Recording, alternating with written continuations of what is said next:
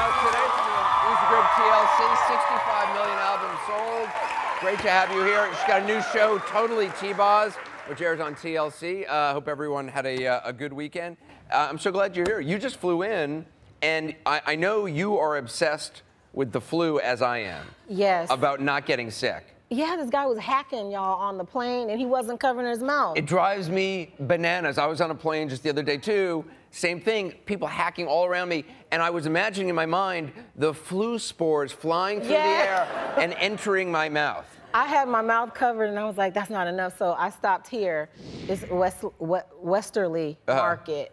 And I got me some oregano, they said drops, some silver drops. I got some air spray. So you haven't had a flu shot? No, because, No? It makes me sick for like 3 days. Really? Yeah, it gives you the flu. No, it doesn't give you the flu. It feels like I just had a flu shot on the show last week, because I'm obsessed with not getting, and it's not too late. You got to get a flu shot. You don't get sick. The CDC, well, I didn't get sick from the flu shot. No, I didn't have any reaction at all. It's in my head, you're telling me. I think it's in your head. Some people do, it does make them feel a little sick, I think, for a day or so. You get a bad reaction. I'm cootie prone. I'm telling you, cooties look at me and they're like, get her. Right. It's her.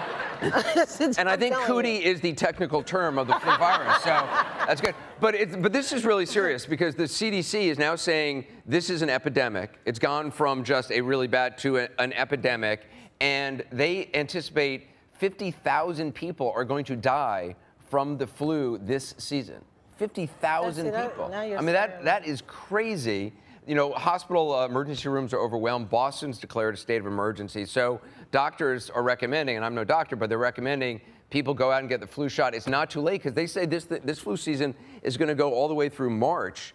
And if you get a flu shot now, it takes 2 weeks for it to take effect, and it gives you like 60% protection. Okay. So like there's a 60%, your odds are much greater of not getting the flu. But I'm convinced, see, I got the flu shot last week, I'm convinced I have already gotten the flu, and it's deep inside me, because I sort of, as soon as I started hearing about it, I started to feel it in my lungs. Once I heard about it on the news. Here with me. Yeah, no, I swear, the first night I heard about it on the news last week, and then I immediately started to feel flu spores in my lungs, that they were already there. That's how I feel. Yeah. I'm like sanitizing, washing my hands every 5 seconds. Yes, I know.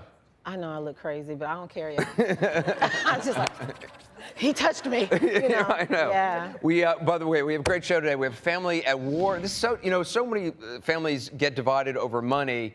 And this is a family at war, really over one issue, over an inheritance. We're also going to try to basically settle the problem for them with our mediators. And the #1 way you at home can settle a common family feud. Also, Glee star Chris Colfer is here. He's always great. High school experience. He's using that for a new movie called Struck by Lightning. And do you remember the controversial best-selling book, The Rules, from the 90s, telling women how to date and how to get a guy?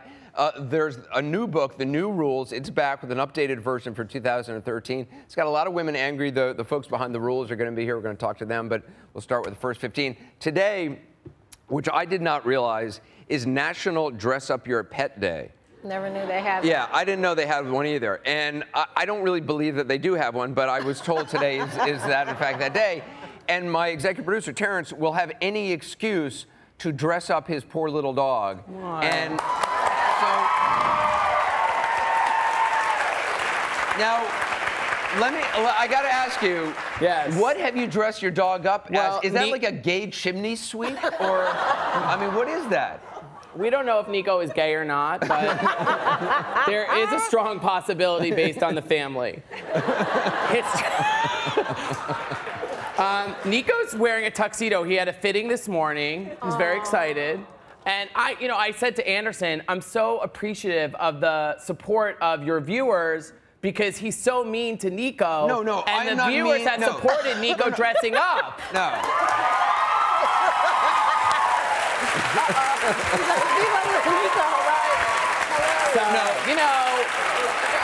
Look, yes, this is the assortment of outfits. This poor dog. The one on the right was for Hurricane Sandy. He dressed him up.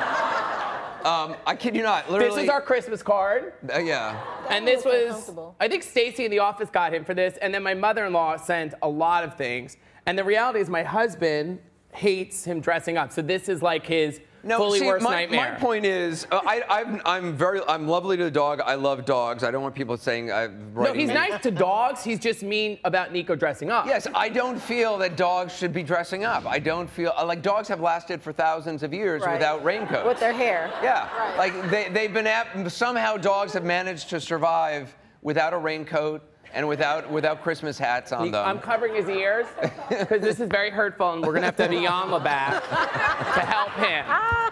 But it is that day, and we have other pictures. Yes, a lot of viewers have sent in pictures of how they have dressed up their pets. Let's take a look at the first one. That's a very cute dog. Yeah. Although I think it would trip over that tie, so hopefully that's just for the. Let's take a look at the next one. This one, I just think that's just not right. I mean, that's demeaning. But it's cute, though. It's very cute, yeah. Poor doggy. That dog has no idea what it's being dressed up as. That dog is like, are you dressing me up as a fireman? Right. Like, no, you're dressed as a tennis player. Let's take a look at another one. Oh, this is a person who dressed their dog up as Hugh Hefner. That's what I was going to say, Hugh Hefner. Yeah. Silk pajamas. That dog just looks embarrassed, and that's why it's wearing the glasses. There's also a really funny video that I just saw online I want to show you of a cadet who, I guess he had found a mouse in his dorm or in the barracks and decided it would be a really nice thing to release the mouse to the wild. And he went to great trouble to catch the mouse and to finally release it. Take a look at what happened and watch very carefully, you know, what happens in the background after the mouse is released. Let's watch. You're free. Go. Get on out. Good luck. How do you feel, Caleb? I feel relieved that he's not going to wake me up in my bed anymore, crawling my leg, but kind of sad, you know, I just got to know him. And, oh, no. No! Are you kidding me? Within the last 5 minutes. I mean, look at That's classic. Hilarious. Yeah. Can you imagine, like, you go to all the trouble to release this mouse into the wild, and then it gets picked up by a bird within, like, a minute? Yeah. Wah, wah, wah. right. I feel so bad. That's hilarious. Yeah. I love it. Do you have pets? Yeah, my daughter wants to be a veterinarian, so Oh, really? I'm scared of half the pets at my house. Is that right, really? No, seriously. Well, like, what kind of pets do you have? She had a sugar glider. Have y'all ever heard of a sugar glider? What's a sugar glider? It's like a flying squirrel. Really? Yes, and they're nocturnal. You have to put a heating pad under the cage. Then you have to sprinkle powder on the food. And I was like, God. A sugar glider, wow. I was so happy when he died, I'm not gonna lie. I was like, oh my God. It got loose in my house and I was packing bags like, we gotta go. Oh, really? It's only 4 ounces, but like a flying squirrel in your house, not okay. That's funny. When I was a kid, my first pet was a snake, and I named him Sam, and I had a speech problem, and so I would always call him Tham. And when he died, I was heartbroken, and my dad told me to cheer me up that he would have him encased in plexiglass.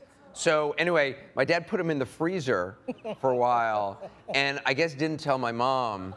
And yeah, my mom opened up the freezer door, and there's this dead snake, and she was not happy about it. But I still have the snake encased in plexiglass. It's kind of creepy. Yeah, that sounds creepy. Yeah. We're going to take a quick break. We're going to have more of the First 15 coming up. The Rules dating controversy is back. We'll talk to the authors behind the new book that's got a lot of women upset. We'll find out why.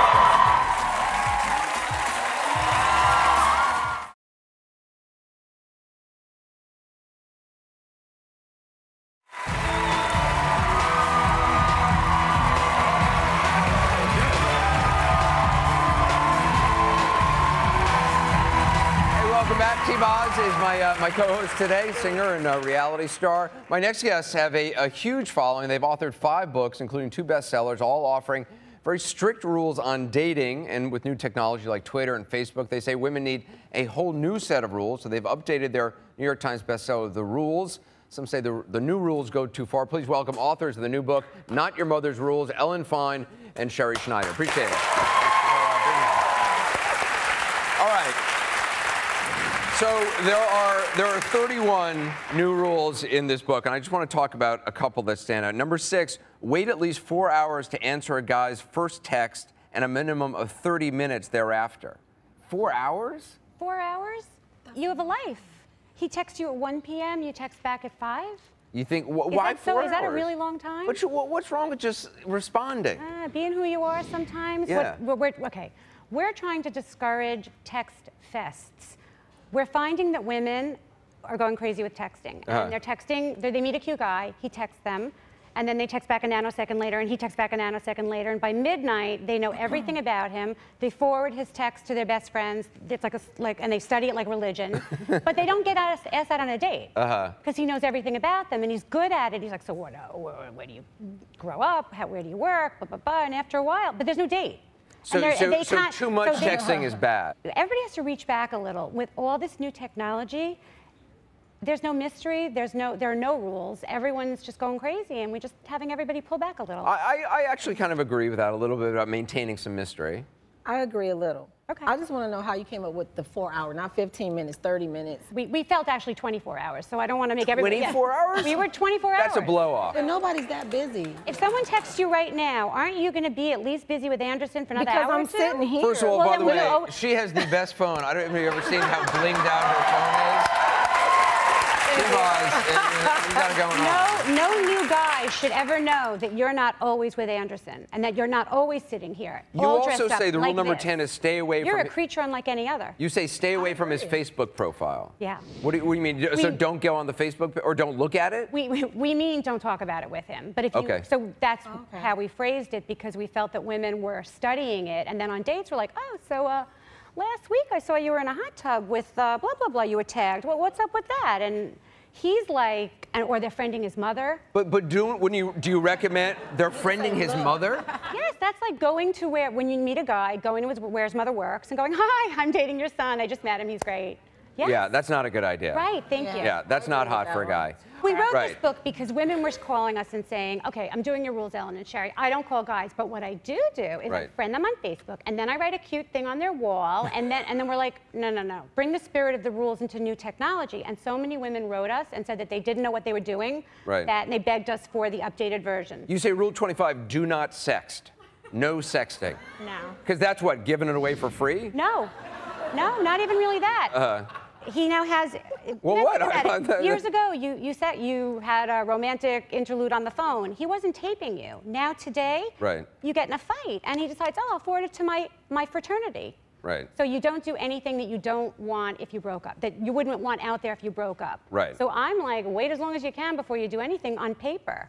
Would you want your daughter to follow this rule? How old is your daughter? She's 12, so it's not in here yet. Like, my God, no. 4 more years, you're going to be buying this book. Yeah. I don't know, because I'm pretty cool with my little rules, you know. What are your rules? I mean, you know, respect yourself, because if you don't, no one else will. You know, can I say my special word? What? Slur. Don't give off the slur. What is slur? A slut or a whore. Oh, okay. Okay. Do not give off that vibe. A slur. I like that. Okay. Or looking into Facebook and all that, and don't tell on yourself. And if somebody tells you something, don't snitch. But respect is important. But I think a lot of women don't. They try to be something that they're not anyway. Like. Actually, your rules are our rules, because by doing this, you have self-esteem.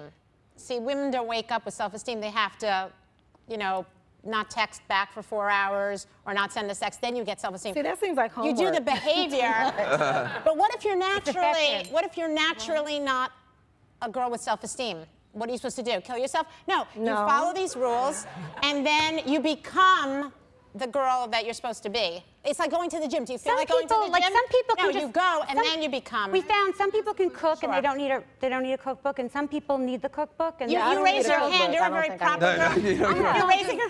No, because I know I'm like, can I just say something? No, because the only thing I'm saying is, it seems like it's homework, because who puts that much energy into like getting a guy? I just don't. You don't think people in this audience put energy into getting a guy? I mean, more than life and living and my daughter. Who puts energy into getting a guy? How many girls here are over-texting guys? Well, not even that. Who's putting energy into getting a guy? Don't play yourself, but be honest. You don't have to raise your hand. But isn't there something kind of, I mean, I know these are new rules, but kind of old-fashioned about this whole notion? I mean, it seems like... What's so bad with old-fashioned? Well, it seems like this whole model is based on that the guy's in charge of all this stuff, and you're just kind of responding we're to not the religious, guy. we're not fanatics. We're like, if you're happy with what you're doing, buy another book, do another thing. But if you're not getting results that you want, we're like, do this. What if you work on And yourself it's just 4 hours for the first text. You can work on self-esteem, but it's a very general thing. And sometimes people need, we literally made a text back time chart. If you're younger, you can text back faster. If you're older, you can wait a little longer, because we're like into waiting. What if you have self-esteem, but you write a guy back in nanoseconds and then... But some guys like to feel appreciated. Like if you spend a lot of money... You just met him. Well, you can say thank you. You can say thank you. That's you can say thank you, but though, that's different from chasing men. I do think there is a tendency, especially with women, to over-communicate with, want to over-communicate with a guy early on, and guys tend to kind of, after a while, not want that. Exactly. Like, it's a little bit much. They leave skid marks. The idea of somebody following one's mother early on is terrifying to me. Yeah. Yes. How do you know anything about what women are doing?